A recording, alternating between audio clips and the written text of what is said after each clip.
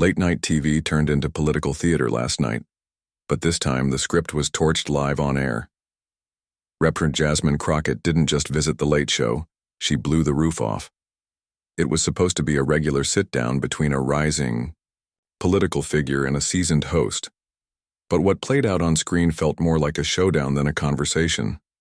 Sparks flew, tempers rose, and by the time the cameras cut, viewers were left stunned. So what really happened when a congresswoman called out a comedian on his own stage? We're breaking down the raw exchange, what went down behind the scenes, and the ripple effects that haven't stopped since. Drop a comment with your take. Calculated move or pure meltdown. And don't forget to hit that subscribe button for the breakdowns they won't air on cable. Last night was supposed to be just another episode of The Late Show. Lights, jokes, a politician promoting her latest agenda. But what happened when Representative Jasmine Crockett sat across from Stephen Colbert was anything but expected. What started as a normal interview quickly turned into something raw, loud, and unforgettable. Crockett, known for not holding back, didn't smile politely or laugh at the jokes.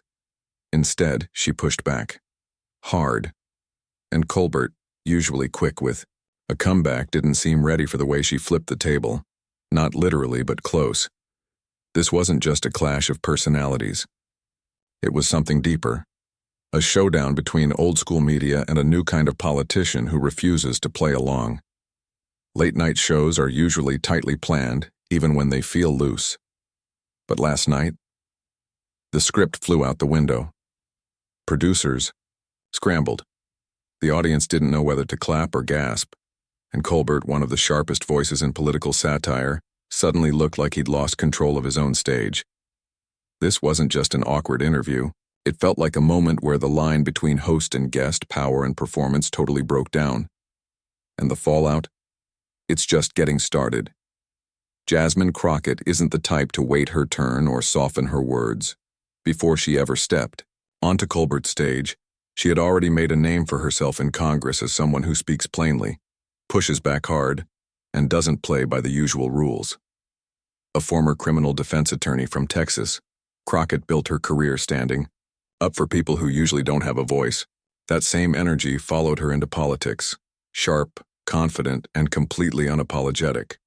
She's not just another new face in Washington. Crockett's rise has been fast, helped along by moments that catch fire online. One of her most talked about moments came during a heated session on the House floor, where she tore apart an opponent's argument with calm precision and a bit of bite. That clip went viral almost overnight, racking up views and turning her into a kind of political internet star. It showed the world what her supporters already knew. She's not afraid to challenge the room, whether it's filled with politicians or cameras. So when she walked onto The Late Show, she wasn't there to play the usual guest role, smiling, dodging tough topics, or letting jokes slide. She came in with the same energy she brings to Congress, ready to speak her mind, ready to call out what doesn't sit right with her, and definitely not there to play along just to look good on TV. This wasn't going to be your average late-night interview, and it wasn't. The moment Jasmine Crockett stepped onto the stage, something felt different. She wasn't nervous and she wasn't there to play nice. She walked out calm, confident, and with a look that said she was ready for whatever came next. The crowd gave her a warm welcome, but even before she sat down, you could feel the tension building. This wasn't going to be the usual smile and nod interview. Stephen Colbert didn't waste time. Right after the handshake, he leaned in with a smirk and asked if she was there to defend her record or just to spar for the cameras.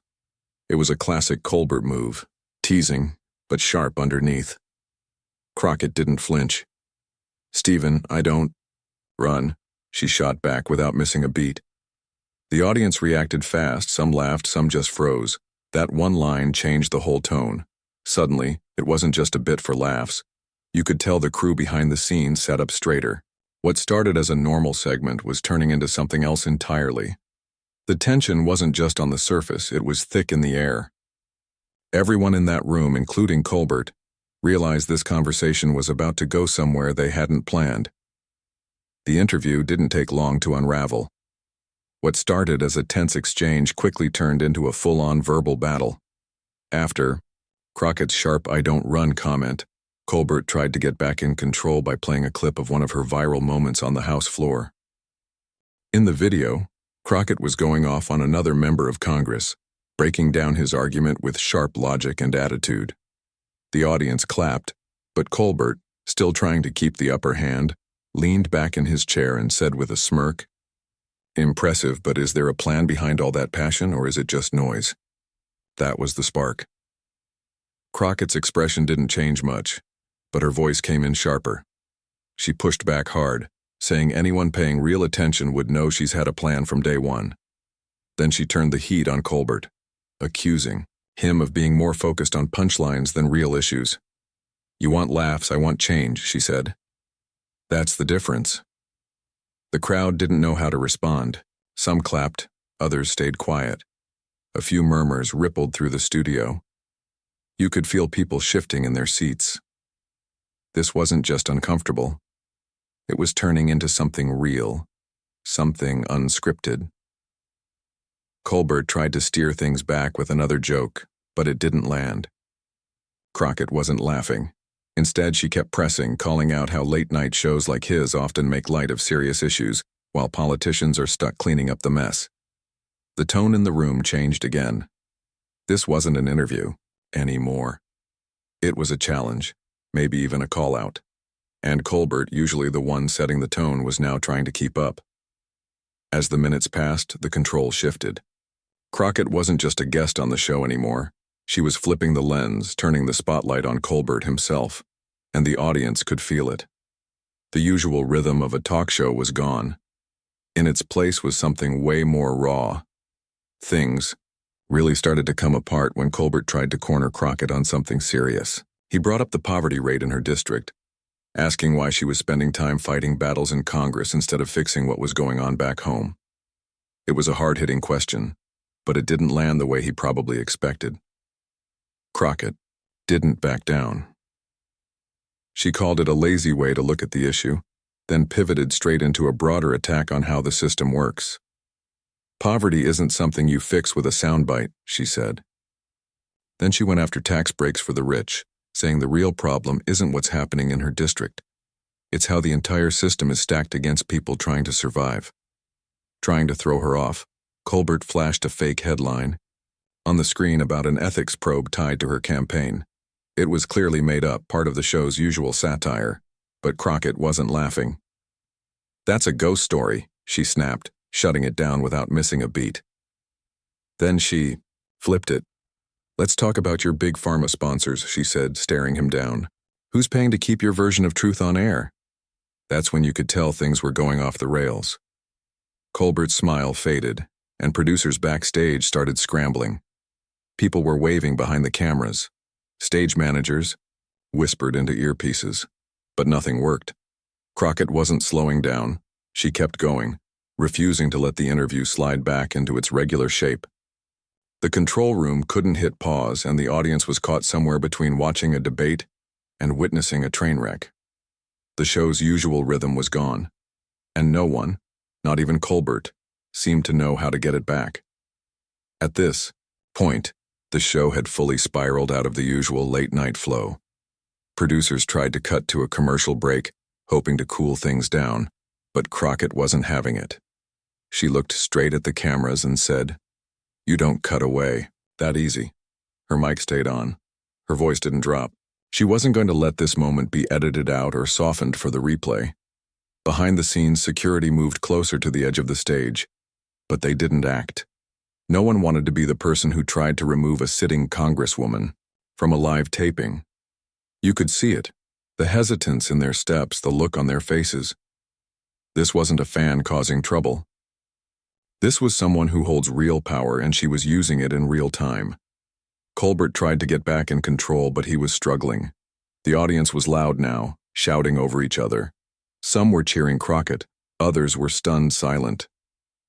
That's when Colbert threw one more punch, showing a clearly doctored photo of Crockett supposedly dining with oil executives. "How's that fit your little guy image?" he asked. The crowd gasped. That crossed a line. Crockett didn't flinch, she didn't laugh, she pointed right at him. That was a fundraiser for my community, she said. Then she fired off the line that would echo all over the internet within hours. You're not a journalist, Stephen. You're a salesman. She stood up, not to leave, but to face the audience directly. This is what they hide, she said, pointing back toward Colbert. The mask's off now. It was tense, raw. The room felt like it could explode, and all of it was still on air. Even after the cameras were supposed to stop rolling, Crockett's mic caught one last line as she strode off the stage. I walk when I'm done. No wave, no smile, just her heels echoing down the hallway while the studio sat frozen. Colbert stayed seated at his desk, not saying a word. His usual calm was gone. He looked down, hands clenched. His cracked mug still sitting there from earlier. A strange reminder that none of this was part of the plan. Behind the scenes, the control room was in full panic. Producers were talking over each other, some trying to salvage the footage, others debating whether the whole thing should ever air. One insider said it felt like a newsroom during a breaking scandal. There was no script to follow now. Do they cut the mess or lean into it for views? Ratings were already climbing. Meanwhile, Crockett wasn't hiding, not even close. Less than 10 minutes after stepping off stage, she was on her phone. One tweet. 15 words. Told y'all I don't play. They can't silence what's real. It blew up almost instantly. Retweets piled on by the thousands. Hashtags like Dodger Mask Off and Crockett vs. Colbert were everywhere. In just a few minutes, the story left the studio and took over the internet. Clips started flooding social media, some from the official broadcast, others shaky phone videos from the audience. People couldn't stop watching. Love her or hate her, Crockett had flipped the script on what a late-night guest was supposed to be. And the fallout was just beginning. Within an hour, the internet was on fire. Hashtags like Downer Mask Off and Crockett vs. Colbert were everywhere. X, Instagram, Reddit, TikTok. The clips spread fast, not just from the show's official account, but from audience members who had filmed the chaos on their phones. One shaky video showed Crockett standing mid-stage calling out, "Big Pharma money," as the crowd half cheered, half gasped. Another had Colbert's stunned face frozen as the audience broke into confusion. Some clips had captions like, "She said what needed to be said," while others mocked both of them. On TikTok, the sound bites turned into viral audio. Crockett's "You don't cut away that easy" quickly became a meme, used in everything from skits to serious political rants.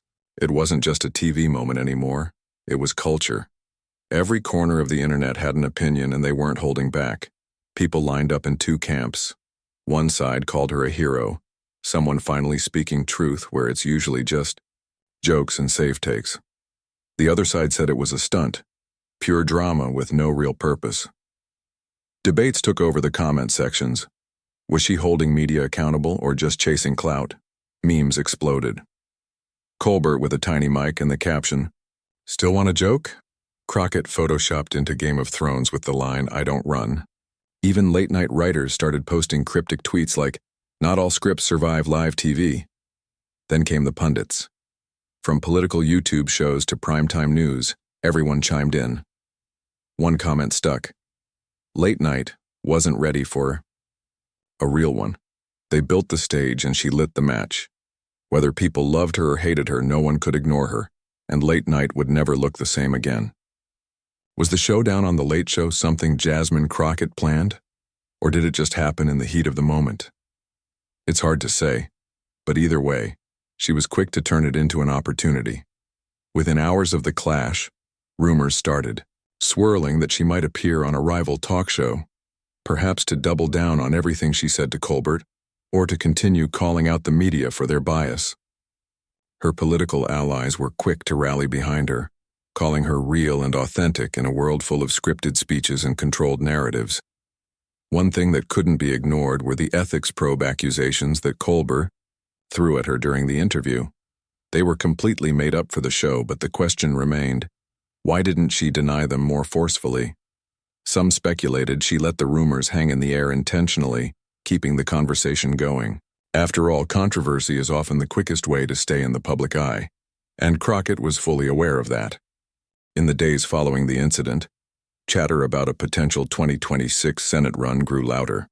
Political insiders were quick to point out how this whole moment could be seen as a strategic move, positioning her as a fearless leader ready to take on bigger challenges. She had just shown a boldness that would stand out in any political race. Whether it was planned or spontaneous, it was clear this could be the beginning of something much bigger for Crockett. The clash between Jasmine Crockett and Stephen Colbert has left a mark on both late-night TV and political media, changing how we might view interviews from now on. Colbert, known for his cool, sarcastic humor, suddenly found himself out of his element, flustered by a guest who didn't follow the script. His calm image as a late-night satirist was shattered in real time. What was supposed to be a routine interview turned into a fiery showdown, leaving Colbert struggling to keep control. Interestingly, the aftermath has been a mixed bag. While Colbert's personal image took a hit, the show's ratings spiked by 30%. This leaves the network with a dilemma. Should they aim for more of these chaotic, unpredictable moments to boost numbers, or try to go back to the more controlled format they're used to? It's clear that the old approach isn't as safe as it used to be, especially when guests like Crockett show they aren't afraid to turn the tables. This event could change the game for future political appearances, especially for younger politicians like Gen Z and more daring Democrats. They've seen how one fiery moment can put them at the center of the conversation, even if it means going against the traditional media playbook.